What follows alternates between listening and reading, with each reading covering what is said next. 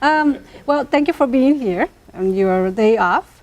And I also want to take a few minutes to say thank you to Aaron for the wonderful invitation, and to Peter, Peter and Aaron for hosting me at his home, and the puppy Nico for being such a wonderful host. So I'm just like, I'm very grateful. So I'm just very happy to be here. Okay, so there have been numerous studies that have shown that early childhood literacy, especially when children read or are read to an early age, has a direct positive impact on children's health, educational success, and cognitive development. In a recent article published in the Journal of Social Science Research, Sikora and Eva, 2019, looked at the benefits of books being into the lives of children.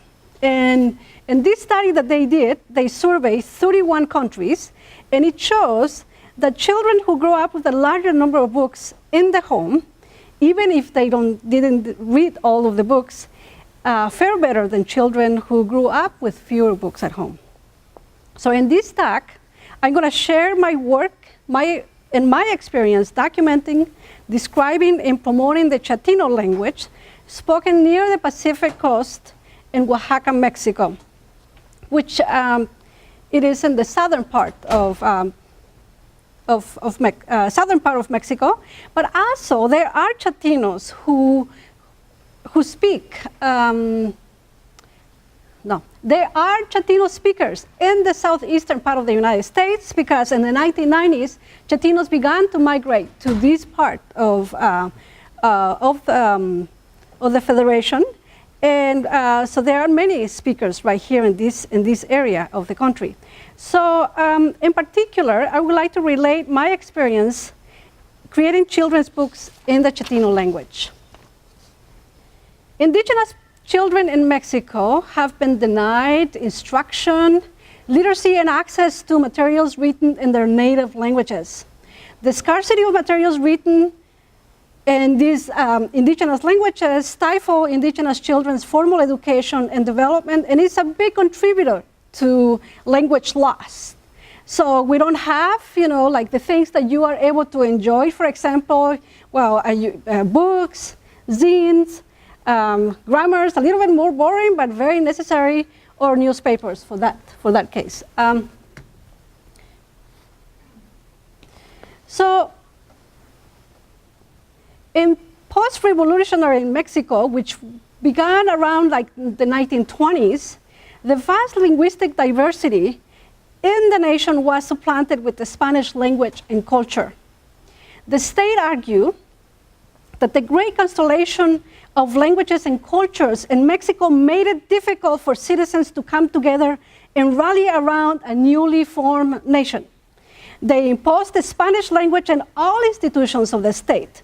Spanish became the language of mass media, healthcare, the courts, and the language of instruction in all public schools, from kindergarten, elementary school, middle school, high school, and the university. Indigenous children of Mexico were and are still forced to learn how to read and write in Spanish, even if they don't speak the language when they enter school. Most free textbooks and pedagogical primers distributed for free by the federal government in Mexico, like it's called the Secretaría de Educación Pública, or known in English as Board of Public Education, are written in Spanish. So to fulfill the state mandate to completely integrate the indigenous people into the plan of nation formation, in the 1970s, they hired this group of people called castellanizadores, which were young indigenous men and women who have completed elementary school to teach Spanish to indigenous children in schools. The castellanizadores eagerly embrace and advance the nationalistic and homogenizing views of the Mexican state. They spend countless hours planning, rehearsing, staging cultural events aimed at honoring the Mexican flag and the institutions of the state. So they will do like dancing, poetry, they will do good stepping and singing the national anthem. They will be like banderita, banderita, banderita tricolor. So as you can see here, so this is, the state take countless hours, and actually this was one of the main aims, to rally people together to these state symbols. Like for example, this is San Juan Quiaije. Every September 16th, they do this beauty pageant, but it's a beauty pageant for it's called America, right? So America is this beauty, the most beautiful girl in town who is going to be dressed like this, the beauty queen representing the nation state. Of course, when you're a kid, you're growing up, you want to be the most beautiful girl in town. So my dream was to be the America. I wanted to be that, but of course, that was my dream was never fulfilled. So anyhow, but nevertheless, you're marching in the, like in all of these, in these, September seal rains, in this, they're jumping potholes and, in the mud, or they're carrying you because you don't want your white dress to get, dirty, with the mud. But anyhow, so this is what they do to rally everyone around the nation state. So this neglect resulted in a dearth of information about the grammar, the sound patterns, and styles of native languages.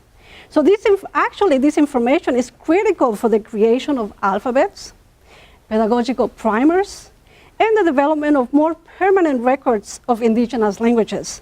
So basically, indigenous language speakers were left to fend for themselves if they really wished to create materials and tools to be able to work on their languages, in this case.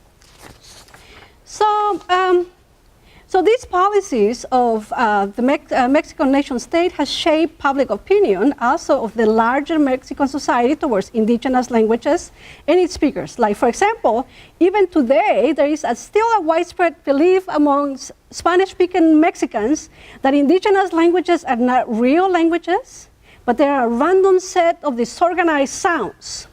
Indigenous languages are considered wild, unmanageable, and inferior to any Western languages. They are not considered worthy of being spoken, written, read, or preserved. And a large majority of Mexicans argue that these assertions are substantiated by the fact that indigenous languages don't have any writing system. So it is just like the dog chasing its tail, right? So the preservation of indigenous languages and cultures of Mexico were finally recognized by the Mexican Constitution in 1996 as part of what they called Acuerdos de San Andrés, which is, so this came as a result of negotiations that the Mexican federal government and the Zapatista army had. So these negotiations, the Acuerdos de San Andrés, happened after 2 years of the Zapatista uprising, which happened in 1994 in January in the state of Chiapas, Mexico. And as part of new developments for this agreement that the government made with the indigenous people, and that they were gonna honor and preserve the languages and cultures. So then they created what they call the Institute for Indigenous Languages. They call it INALI in Mexico. So then, and today what we come, which I think that is very important, 2019 actually has been declared the year of the indigenous languages by UNESCO. Hey, by the way, Trump got us out of UNESCO like 2-3 weeks ago. So we don't know very much about that, but that's a topic of a different discussion. Anyhow, so in the 1990s, also, many North American speakers, indigenous speakers, anthropologists and linguists, such as Michael Krauss and Leanne Hinton in the 1990s, so began to raise awareness about endangered languages. So these speakers and stakeholders knew in their heart of hearts that their languages were vanishing before their eyes. And for Mexican languages, such as the Chatino language, which is a language that I speak, so the homogenizing policies of the Mexican state, along with high immigration of Chatino youth to the United States and to cities in Mexico, are causing language loss at a faster rate than we have ever seen before. So, so many communities where Chatino is spoken, such as in this little town called Zacatepec in Tataltepec, the language is not being passed to children anymore, and only adults above 50 speak the language. So armed with this awareness of language loss and the literature that follow this work, so really helped empower a growing number of native speakers and to seek for ways to preserve their vanishing languages for future generations.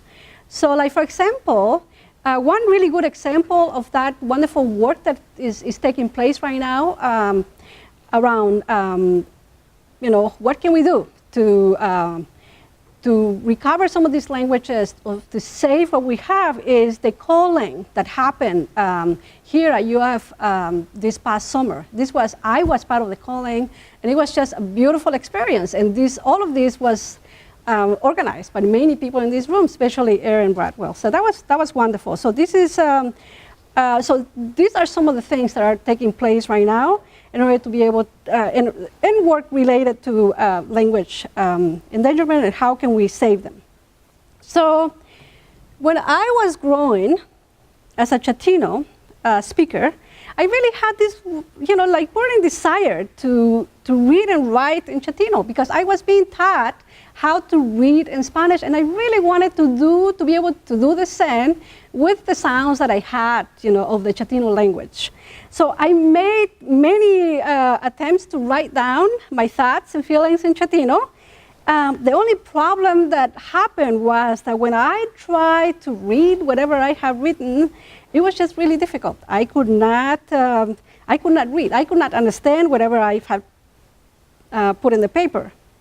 Likewise, when my daughter was young, I would have loved to be able to have some books, you know, like you guys have in English, to, you know, read her a cute little book and put her to sleep, right? You know, with reading a wonderful book over and over again. So I was not able to do that because we did not have a writing system in Chatino, and we didn't have materials either. So it was sad. It was frustrating not to be able to do this, but I'm not alone in this case. Other Chatinos tell me that it is the same thing. You know, that they really, like, they will, you know, try to write the language, and when they went back to try to read it, they could not read it. So,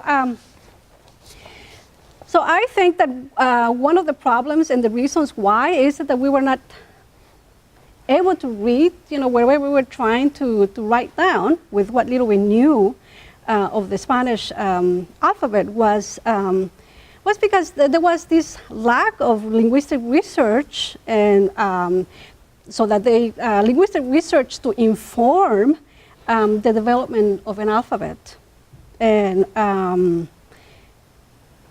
you know, an alphabet, an alphabet that provides you all of the little symbols, so that when you write down something, that you can read it again and you can understand it. So that is something that we did not have. So of course, you know, since Chatinos, we only had the only experience that we had with a writing system was with the Spanish. So then, when we tried to read or write, or design an alphabet for our language, we tried to deploy what we knew, and it was the Spanish alphabet. Let's see. But we realized that now, knowing what I know and knowing about linguistics, we know that the Spanish alphabet is not a really good candidate or a good fit for using it to represent the Chatino language. First, because they are distinct languages. Spanish is an Indo-European language, and Chatino is an Ottomanian language. And there are many features of the Chatino language that are not found in the Spanish sound inventory. So that if you try to find a way to represent certain sounds, because they do not exist in the Spanish language, then for that reason, you are not going to be able to find these sounds. So, like for example, I'm just going to give you 3 examples here. Like for example, like the Q there that you see, the Q is what we call, in linguistics, the technical name is glottal stop. And for the glottal stop, it's just you just do a closure on your neck, and it is the sound that you do when you do uh-oh. So, but Chatino is just has that sound. The glottal stop shows up at the beginning of the word, in the middle of the word, at the end of the word. So when we try to find a symbol for that in Spanish, Spanish does not have a glottal stop, so we could not find the symbol. But anyhow, so that word ne is animal. And then another sound that we also have that Spanish does not have in the Chatino language is what we call a laminal sound. A laminal sound is made like with the body of the tongue. And then the way you produce the sound is that you put the tip of your tongue, you put it way down behind, like your lower, jaw, and then so you produce the sound just right at the with the body of your tongue. And Spanish does not have that symbol either. One language that has a lot of laminal sounds actually is Slavic languages such as Polish. I don't know if Czech has them. Many Slavic languages, they have a lot of these laminal sounds. And that's this one, corn and Chatino sounds as da, da. Then another sound that is very prominent in the Chatino sound inventory is what we call nasalization. Is when you nasalize the vowels. Anyone speaks French here? The French, okay, so the French language has a lot of what we call nasal vowels, and Chatino has a lot of that. In Spanish, I don't think, I don't know if there is any expert here in Spanish. I don't think that Spanish has that. Does it? Okay, anyhow, so mosquito in Chatino is te, te. Okay, another thing that is really, really complex that the Chatino does not have are tones. So if you wonder, then why is it that we were having a lot of issues trying to make an alphabet for the Chatino language was because Spanish is not a tonal language, so we didn't have those symbols. We did not know what to use to be able to represent the tones. So the tones is like Chinese, right? Anyone speaks Chinese in this room? Okay, well, no one. Okay, but anyhow, so Chinese. We all know that Chinese languages have tones, and they are difficult to learn. So we did have. So in Chatino, we did not know. When I was young and when I was trying to, doodle in Chatino, I did not know that, these things, the differences in pitch in which you say things, and it will tell you the meaning of the word, right? So we did not know that we spoke a tonal language, and so this was one of the biggest challenges, actually. So how do you represent the different pitches so that when you go and read something that you will know what the meaning of the word is? Like for example, if I were to give you, this is a group of words, and as you can see, the consonants and vowels, they're all the same.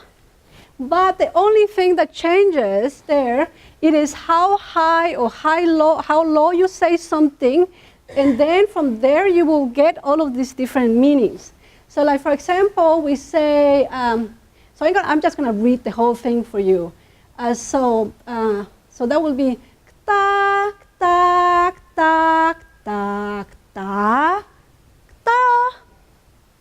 So you see, so then Spanish is not a tonal language, so it does not give me the resources to be able to to write, make an alphabet of my language using this. So then, but there was no research, no money from the state to support research in this language so that we could say, hey, you know what, this language is a tonal language, and we need to, it's tone, so this is the way we're going to represent the language, right? So no.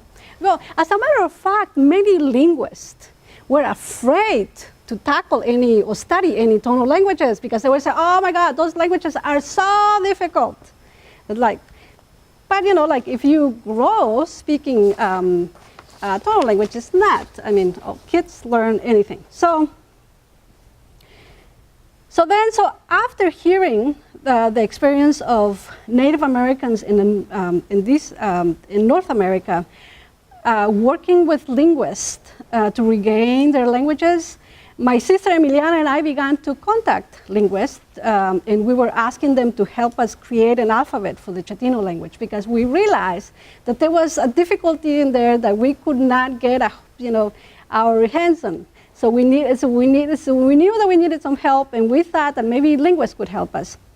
So, but then just by pure chance, in 2003, my sister Emiliana met this professor named Joel Scherzer. He was a professor in anthropology at the University of Texas, which I also would call UT here. And so Joel was in Oaxaca, and then she met my sister Emiliana at a coffee shop. So then Joel Scherzer is just a wonderful person, and he loves to talk to everyone. So then Joel Scherzer asked my sister, they just began this casual conversation. So he asked my sister, what did she do? Did she, basically just, what do you do? What are your plans or whatever? So then my sister told Joel that what she really wanted to do was to be able to study her native language. And then Joel said to Emiliana, hey, you know what? At the University of Texas, with me and my colleagues, Nora England and Tony Woodbury, we just created a program to help Indigenous students study their languages.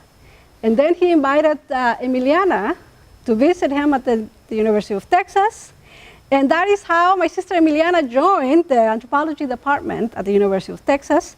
And then a year later, I also joined the linguistics program at UT as well. So once we were in UT, we came together with professors and with a group of people, graduate students, and we all began to study the grammar of the Chatino language. And we also began to develop an alphabet for the language, and we began to record the language and different types of recordings for different types of speech, from everyday conversation all the way to ceremonial conversation. So we have hundreds of hours of recordings of the Chatino language right now at the archives of the indigenous languages of Latin America at the library at the University of Texas. Anyone can view some of these, have access to some of these files that we have there. So as you can see, so then we succeeded designing a reliable alphabet for the Chatino language with notation of tones. And presently, our goal is to be able to promote this writing system for speakers, and also we want to create materials for children to read. And on that end, I've been transcribing, I've been translating cartoons, I've been also creating materials, which is something that I've been doing. So in the winter of 2018, how are we doing with time? Okay. So in the winter of 2018, I taught a language revitalization class at Dartmouth College. So in addition to reading about language endangerment, I also wanted for our class to be able to contribute to community efforts of language revitalization. So I asked my mother to sew me some blank books. And I coordinated with Sarah Smith, the director of the Book Arts Workshop at Dartmouth, who is a specialist in bookmaking. So, so together with Sarah, we planned how we were going to teach this class. So then what happened was that when students joined the class on the first day, I gave each one of them a class book, a blank class book. And I told them that they were going to create a class book at the end of the class. So what they did is that they went and pulled out images from the internet to build the class books. And then we did we transfer. I don't know what happened. I thought I had a picture, but well, anyhow. So what we did then is that we did the class books, and so we transfer them. We transfer the pictures that we got from the internet. Only one student, actually. This is the student that did her own drawings. So we transfer the images onto the class book. We ironed them. It was a lot of work, actually. And we came out with these cute-looking little books. So they were just adorable. And so we had an exhibition at one of the main libraries at Dartmouth College, and people just, they were cute books. They loved them. And one of the wonderful things that happened also that two of my students were native speakers, not native speakers, they were speakers of, one of them speakers of Ojibwe, and another one of Hupa, and spoken in California. Ojibwe is spoken in the Great Lakes. So, so she translated these books into Ojibwe, and also it got translated into Hupa. And here they are. So you can just look at them when we get out. So these are some of the books. Actually, this is the second edition, to tell you the truth. So what happened is, well, the first edition were the class books. So the second edition were these cute little books. So the wonderful thing is that at our exhibition at the Baker Library, our dean, one of the deans came. So then I asked him for some funding to publish this cute little book. So he said yes. Of course, he could not say no. He was there already. And the books were cute, so because I read him one of the books. And I think that this, the little experience was just wonderful, because it taught us, for me, to work in collaboration with artists and with designers was just a wonderful experience. And for students, it was just, you know, they got to learn about languages that they never heard before, and they really labor hard on this, so they're never going to forget about this experience of making these books. And now, actually, they're authors, because these cute little books, they have an ISBN number and everything. But to get to this point, it took a lot of work, actually, because so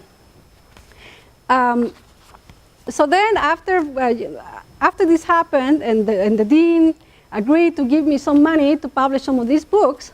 So then we began to look very closely with a librarian who was a specialist in publishing. We began to look very closely at the images that we had for the class book. If you recall that I was saying that that many of the students pulled their images from the internet, many of those pictures were like very, very Disney-looking things. So of course, you know, we didn't want the school to get sued. So the librarian came to talk to our class, and they said, well, sorry, you're not going to be able to publish these books. So then Michaela is the name of the person, the only person that drew her own picture. So she saw how all of her classmates were just very sad. And then she says, you know what? As a final project, I can just do the drawings for everyone. And that was just so wonderful. Why? Because this really takes a long time to be able to get all of these people together, to be able to accomplish something like this. And of course, when for the illustrations, I have friends who are artists, but it would have taken much more work for me to explain what each student wanted to get out of their story, because each one of them developed their own story. And Michaela knew already her friend's story, so it was just very easy for him to just kind of sit down and quickly do these drawings, and that was just so wonderful. So another thing that, beautiful thing that happened with this is that the license, it is through the Creative Commons. So anyone is free to take these books as they are and just change the text and create and do the stories in any of the languages that they want to translate. So, so this has been actually a wonderful experience. But also, to be able to get to this point, to get the cute little books published, they're on sale on Amazon. But we don't make any money on it. The only reason, well, this is for corporate reasons. A story of the class book showed up. There are other ones. If you want to show some more. There are actually stories. There was a story that came out at the Minnesota Star Tribune. So after the story came, I got a call from this wonderful woman named Emily Greff. And what Emily Greff did was that she used to work in publishing in New York City, but she had a minor in linguistics, so she had a master's degree in language revitalization. So she wanted to help me publish them. So she did a lot of work actually to design all of the little books, and we self-published the books through CreateSpace. But then CreateSpace was taken over by, I don't know, another corporation within Amazon. So they told us that we didn't put them, for sale or whatever, so that we could not print more ourselves. But I mean, having these cute little books is just is a wonderful achievement, and I think that another thing that you will notice here in this book, and this is I did this on purpose, and I feel really strongly about this, is that as you can see, all the text, there is no Spanish translation, no Spanish or no English translation, because personally, if I want to create materials to read the language, I just want to do it in the language. Because what I feel is that when you have a translation, I have seen a lot of children's books, then when you have the translation, you have the target language, and then you have a translation.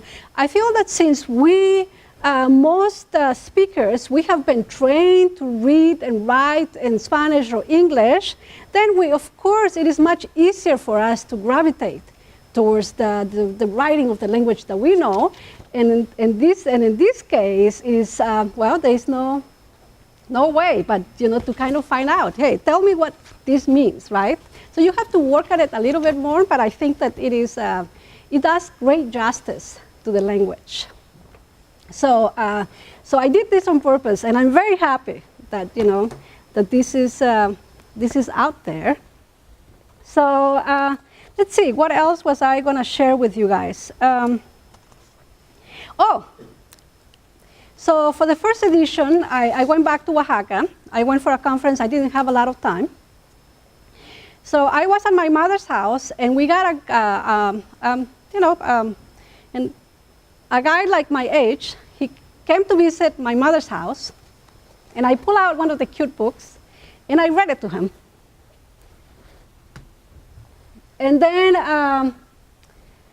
so after I finished reading him the story, I read him this little story of the puppy. This is a story of a puppy that gets lost, and then he finds his way back home. It was a cute, happy story with a great ending. So, so I read him the story.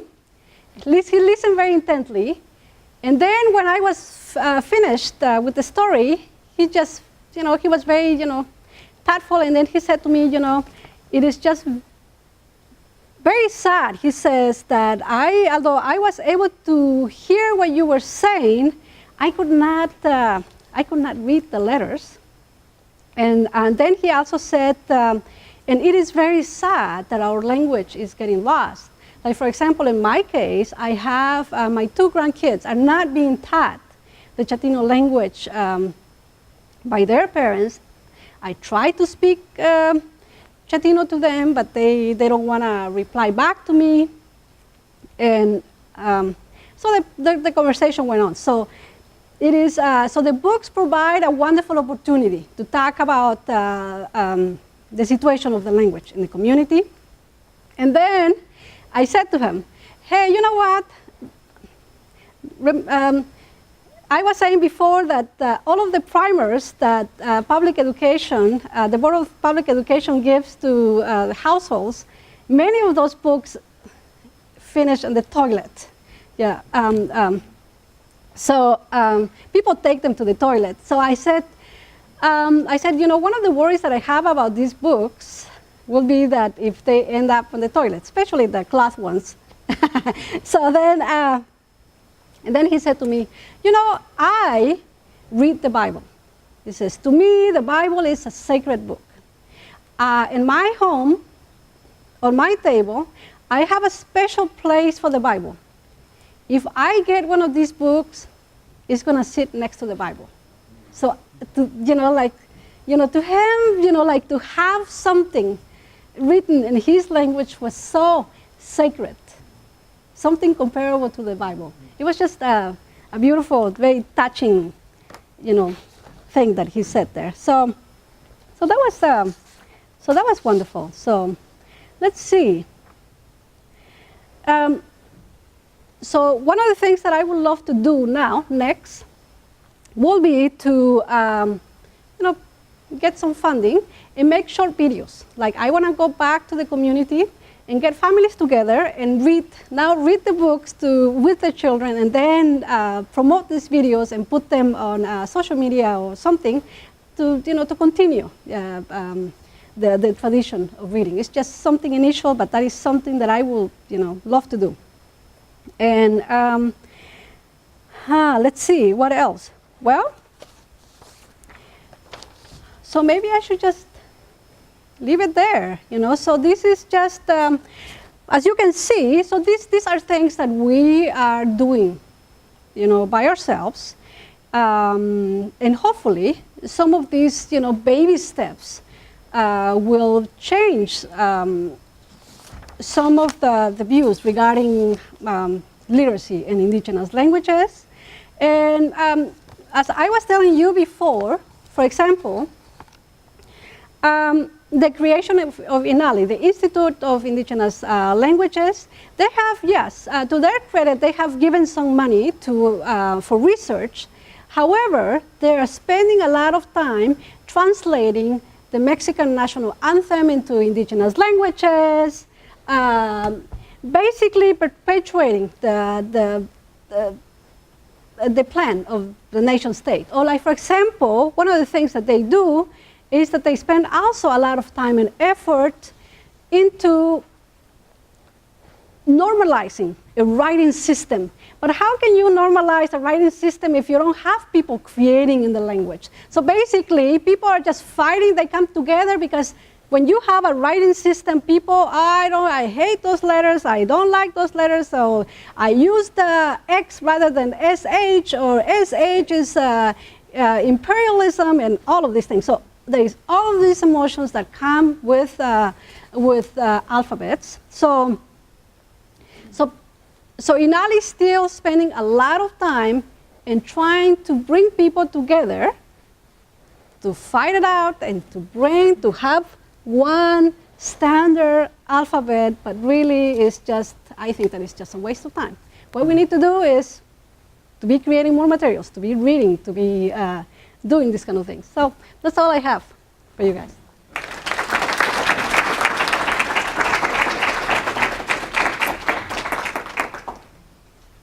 Anyone have questions they'd like to ask Hilaria?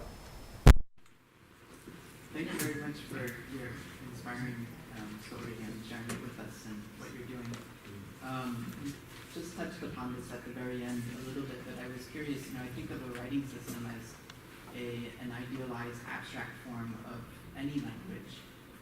And given especially geographic dispersion, there's a lot of linguistic variation, right? And so I'm just curious if you've encountered people saying, that's not how you say it this way, or that's not that tone, it's this tone, or how does variation come into creating these materials?